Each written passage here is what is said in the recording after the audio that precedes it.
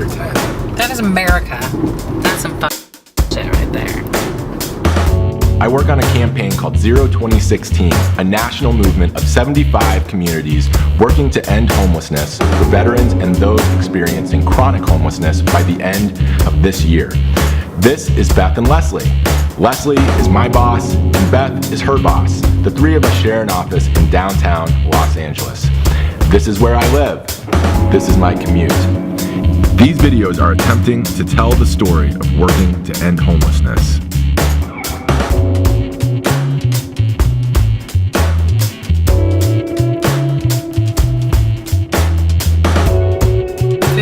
Blocks.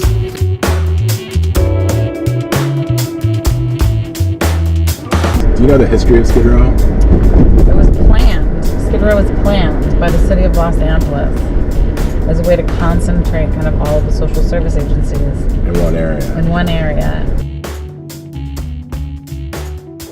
And they thought it was good planning. Like it was people need help, let's concentrate the services. Bad planning.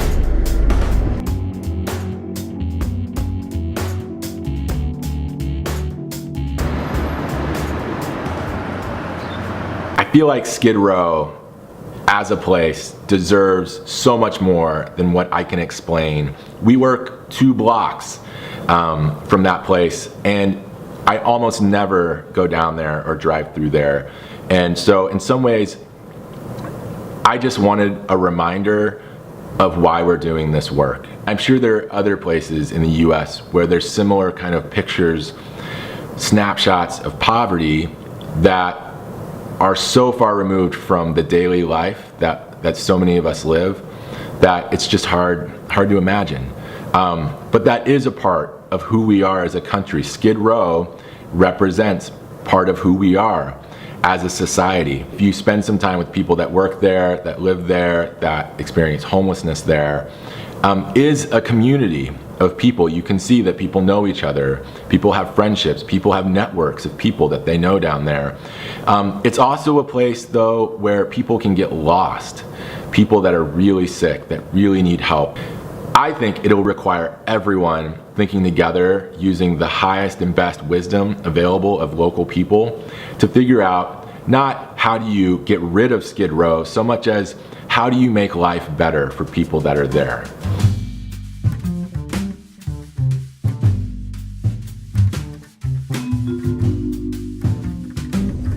We want to see a future in which homelessness is not this thing that defines a person, right? Like, we work really hard with language not to say, and I still do this sometimes, but we work hard with language not to say homeless people, right? Like, the term homeless shouldn't be connected to the identity of a human being. It should be a condition that is experienced by some people for a really brief period of time, that at the very worst, somebody loses all the resources or loses access to the resources to have a place to live, and for a brief period of time may experience a lack of housing stability, but that soon, hopefully within days, they're reconnected to a support that gets them back on their feet again.